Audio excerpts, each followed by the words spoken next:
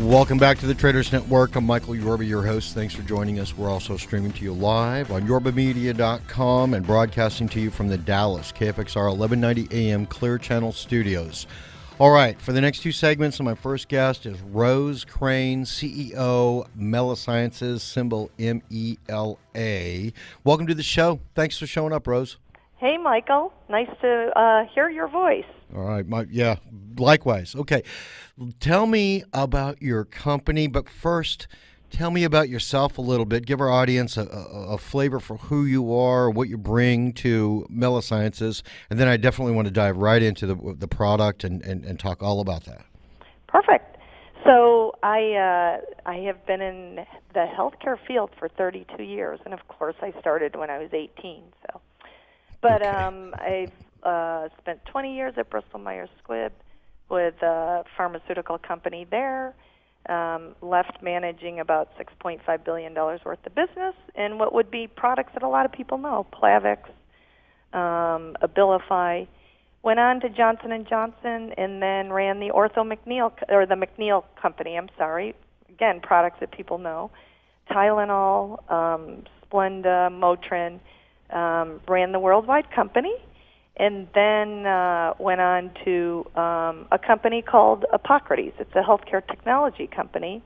It actually is it's on the iPhone, and physicians use it in place of the PDR, and I brought that company public. Then went on to play in the venture capital field for a little while, and here I am at MELA Sciences, hoping to bring technology to the dermatologists that will help the population with managing melanoma. Okay, all right. Let's start off with the products. That'll give us an idea what MELA Sciences does, and then I've got a whole litany of questions for you. Perfect, Michael. So MELA Sciences has a product called MELAFind. It is an optical imaging product, and it has two pieces to it. It has hardware and software.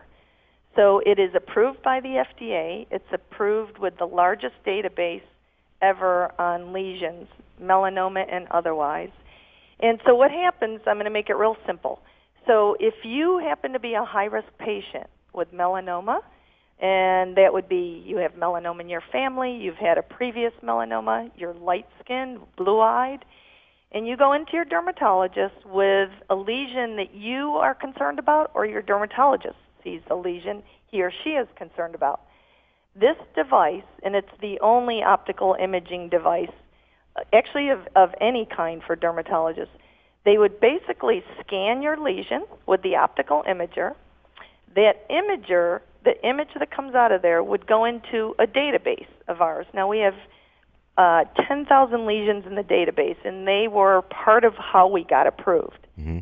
And so the image goes into the database with its data. It reads it, and it comes back and says, basically, it gives a classifier score, which is a score, which then tells the doctor if there is a high likelihood of disorganization, meaning it could be a melanoma, or a low likelihood, which means it's probably not. So as you're sitting there with the doctor, and it only takes 40 seconds to get this information out of the machine, mm-hmm. The doctor can then say to you, okay, I'm a little nervous about this. It looks like I probably should go ahead and do a biopsy because it's reading a bit high. Or it's reading not too high, and I'd like you back in 3 months and we'll manage it. So that's as simple as it is. Wow. That's great technology. Talk to me about the market. Yeah, so the market is interesting. So, the statistics on melanoma are scary. They really are. So it's a small portion of patients, but it's a very lethal disease, right? One mm-hmm. person dies every hour. Mm-hmm. 15 people are diagnosed every hour. 75% of the skin cancer deaths are melanoma. Melanoma is kind of when it occurs fast. So let me give you a couple of statistics, and they're pretty simple if you think about it. If the melanoma is caught, melanoma cannot be cured. There is no cure for melanoma. It mutates, meaning the cancer cells just grow and grow and grow, and they get smarter and smarter. So basically, If the melanoma is found on the skin, it's considered skin level, it's considered stage 0. If it's found there, your chances of survival are 99%. If it goes to 4 millimeters below the skin, your chances of survival drop down to near 50%. Now, MELA find through the optical imaging can go 2.5 millimeters below the skin. So as opposed to the physician just using their eyes and their knowledge, which is fabulous, it allows them to go below the skin and understand what's going on down there. Because as it travels and it goes deeper, your chances of survival are cut in half. Let me jump in there for a second. Below, you said 2.5 millimeters? 2.5 millimeters, we can go with the optical imaging below the skin. Below that, what stage would it be considered? Well, it really depends. They stage it, but the statistics against, so the top of the skin is considered stage 0. Right. When it's at stage 4, which you're down there at, it's then metastasized into the lymph nodes. Then it's a very deadly disease. But when you're at 4 millimeters below the skin, right, the statistics would tell you your survival rate is 50% and maybe less. Okay, all right. That's what I was trying to get from where. At what level does it turn from stage 2 to 4? Yeah, it depends. Really, it depends on how quickly it's traveling. It depends on, how long it's been there. It depends on the health of the patient. It depends on, are they on immunosuppressants? Can they fight this off? There's so many different variables. Right, tell me about the results of MELA find. I'm sorry, Michael, say it again. Tell me about the results that the physicians have experienced by using. So it's actually very interesting. Here's what happens. This is not used when a physician looks at it and says it's melanoma, because they immediately biopsy it or excise it. Right. It's not used when they can see that it's benign. What it's used on is what's called an ambiguous lesion. They're not really sure. So what's happened with the physicians who are using it is they find, and we have studies that show this, basically their batting average improves, so they're better able, they don't miss melanomas, and they don't necessarily biopsy benign tissue. So they become better at what they do. And it's funny, and one of the top physicians in the country, he jokes and he says, my patients, I've been following them for years. They're high-risk patients, and now I'm using MELA, and they trust MELA more than they trust me. And this is the top guy in the country, because it's an analysis. It's objective. It provides a score. They can follow the score, and it gives the physician a conversation to have with the patient. And it gives them something else to do. It gives them something to lean on, the technology that you provide. And one of the things I would, because the waiting and the waiting, yes, and the waiting, yes, that's really and I'm going to interject a personal story here, and I Please. apologize, but unfortunately for me, my husband passed away of squamous skin cell cancer. He was a transplant patient, mm-hmm. and there were times where we waited 8-9 days for a pathology report. And I always thought, well, no news is good news. That's not the case. No. Typically, that means this is difficult. They send it from pathologist to get a better read. And the longer it took, the worse it came back. And that anxiety on both the patient and the family is incredible. Believe me, I know all about it. I just had my wife pass away from colorectal cancer, and so I feel for you. Is what I'm trying to say. Same here. It's when you live in it, though, you understand it, and you understand what just a little bit of technology can do to help, right? Oh, yes. You really hit home with me. Let's do this. Robin, let's take a little break right now. And on the other side of the segment, the commercial break, let's talk about your future, the patients, and the problems that are out there and how you're turning them from problems to solutions and opportunities, okay? Perfect. All right, we'll be right back on the other side of this break with Rose Crane, CEO, MELA Sciences, symbol MELA. And I want to give a special thank you and shout out to Monk Media and 1-800-PublicRelations.com for all their media and PR support. We'll be right back. Welcome back to the Traders Network. I'm Michael Yorba, your host. Thanks for joining us. We're also streaming to you live on yorbamedia.com and broadcasting to you from the Dallas KFXR 1190 AM Clear Channel Studios. I have Rose Crane, CEO, MELA Sciences, on the show with me today. All right, Rose, welcome back to the show. Thanks, Michael. My pleasure. Okay. Let's talk about the future, what's going on with the patients, and then obviously the solution to the big problems, which you've turned into an opportunity. Great. So, interestingly enough, optical imaging is still what I'd call new, nascent technology. We've come a long way with ultrasound. If you remember way back when that first came out, and now what's going on with ultrasound. Right. Optical imaging is about there. It's very new. The projections are that this market, optical imaging market, is estimated to be worth $2 billion by 2018.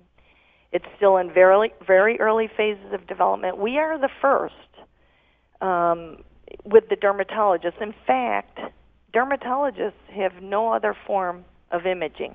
They use their eyes and they use their knowledge. And so bringing optical imaging to the dermatologist twofold is new, right? It's new optical imaging, and it's new for them. Are they embracing it? I mean, there are some people that don't. You know what I mean?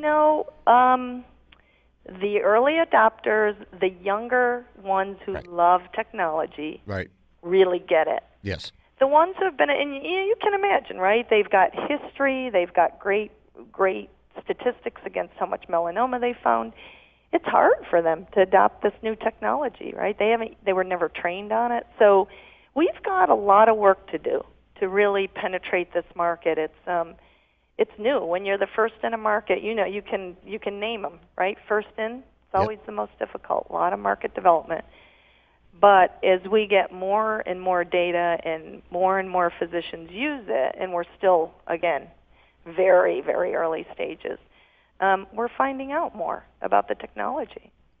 I commend you on that. I mean, really, of the highest quality, because if you can come up with technology that takes a survival rate to 99% by early detection, and then you can use preventative medicine for some of the stuff that just turns into a real ugly scene later on, I really highly commend you for the breakthrough on this. And you just captured it. That is the essence of what we're trying to do. I want to thank you for coming onto my show with that news. Now let's move forward. Talk to me about the patients. I mean, how are they reacting? And please bring that out. Well, so the patients that really benefit from this, again, are the high-risk patients, the ones whose family have had a history of melanoma, who they themselves have had a melanoma. Those with, and you see them, you know them. I'm sure you have friends that are covered in moles, 50 or greater moles. Right. Those folks are in the dermatologist's office once, twice, 3 times a year sometimes, these high-risk patients. Mm-hmm. And, they have to have every mole checked. They have to see what changed, what didn't change.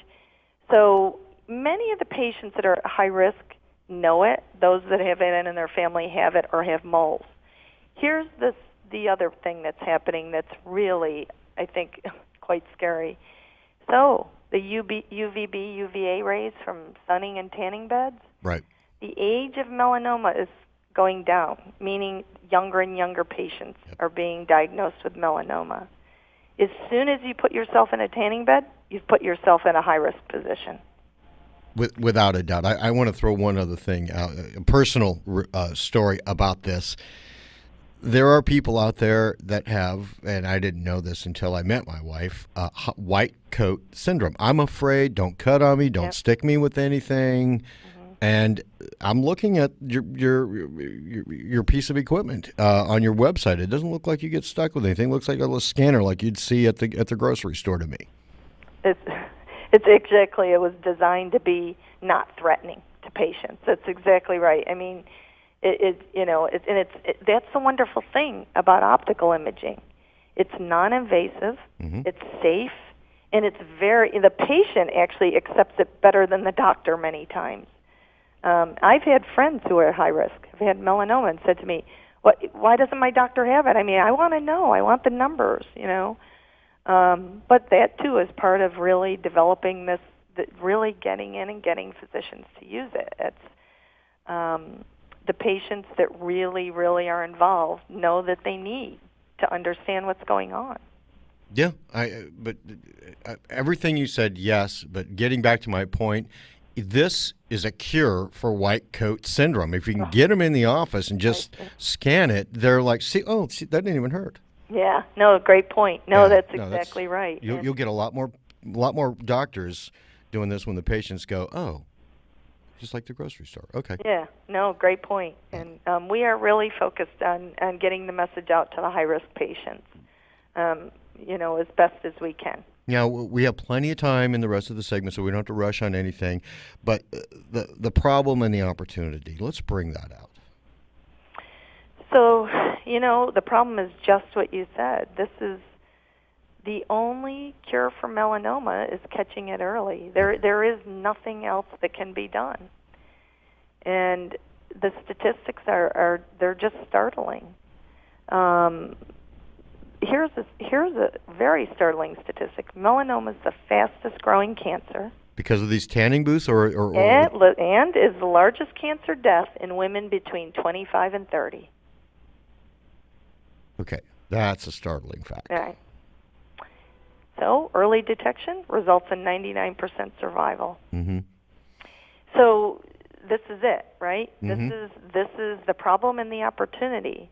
But with all problems and opportunities, how do you really get out there and make sure that the opportunity is in front of those with the problems? So we're very focused on making sure that the top physicians who treat skin cancer, and it's not a ton at the top, really know this technology, are comfortable with it. And we're making some pretty great strides so that they really will bring it to the patients and the physicians who treat high-risk patients. Tell me about how you're getting the message out. And then I want to know about your business, too, because you're publicly traded. Yep. You're on the NASDAQ symbol. Yep. Hold on, MELA. Mm-hmm. I've got it. And I don't know if you know much about me, but I'm what's known as a market technician. I take mathematical formulas, abstract mathematical formulas, and forecast the next move in the market. So price pattern of a stock is very familiar to me. Mm-hmm. And where your stock is right now, technically speaking, it's a double bottom. What you're telling me about your technology and the marketplace being first in a marketplace to take a survival rate to 99% when you have early detection, which really it's what it's all about, tells me that there is a tremendous opportunity for a huge move in your business. So talk to me about your business a little bit. We've got like 3 minutes or so left in the segment. Right. I want to give you room to do that. Yeah, so the thing is, this has been approved for 2 years, and I just came in November to take over the business, and so we're in a turnaround. It was positioned to cosmetic dermatologists first. The word was, if you have skin, you're at risk for melanoma. So it needed a clear repositioning. It really did it. And so the way we're approaching it is we're focusing on the key institutions where the top guys are. Mm-hmm. Since this past November, we've been at all the major meetings with abstracts and posters and new data. So the more we can present data, the more comfortable the physicians get. We're approaching it from the physicians, not the consumers, because the physicians are the ones that have to purchase this. The other part of our business is when we first launched, we would rent the unit to physicians, and they would pay a per-click fee. We've now gone with a model that dermatologists are comfortable with. They buy the equipment and they depreciate it. Right. So what's that do for my P&L? If you look at the financials, we have hardly made any revenue on this because we haven't penetrated the market. It was a rental revenue. Mm-hmm. That means that I could, if a unit was rented, I was able to recognize 1/24 of that revenue over 2 years. Now when the unit's sold, and we've just approved this internally and are moving externally with the physicians. As soon as it's sold, I can recognize 95% of the revenue immediately. So as I've said to a lot of the analysts, we have some tailwinds. We really do. The tough thing is we've been here for 2 years and haven't made much progress as it relates to revenue because of all the positioning and the issues. The good news is we have these tailwinds. So we have, if you looked at my financials, I have $10 million worth of units sitting there waiting to be sold. They're already paid for. We just raised $12.5 million in cash. So we have room to move. We can now do all of our studies. We can keep pushing on the doctors. And the biggest thing we've yet to do is we have to get reimbursement for this, because right now the patient has to pay out of pocket. That holds a lot up. You are going to come back for a redo. We're running super short on time. But before we go, you've got a March 17th conference call for everybody. Is that right? We do. It's our fourth quarter call. Give me an address so that our people can tune in. Yeah, an address so everybody can tune in. Is it melasciences.com? Yeah, it's www.melasciences.com. All right. I want you to come back, and I want to help you get this out. We'll talk after the show. Great, Michael. Thank you. Thank you, Rose. All right, that was Rose Crane, CEO, MELA Sciences. Anything that's going to help bring the survival rate of cancer to 99%, I'm going to get behind. And I want to put a special thank you out to Monk Media and 1-800-PublicRelations.com for all their media and PR support. All right, we'll be right back with none other than Matt Bird, CEO of Monk Media. We've got a lot of new stuff Matt and I are going to talk about with you. We'll be right back.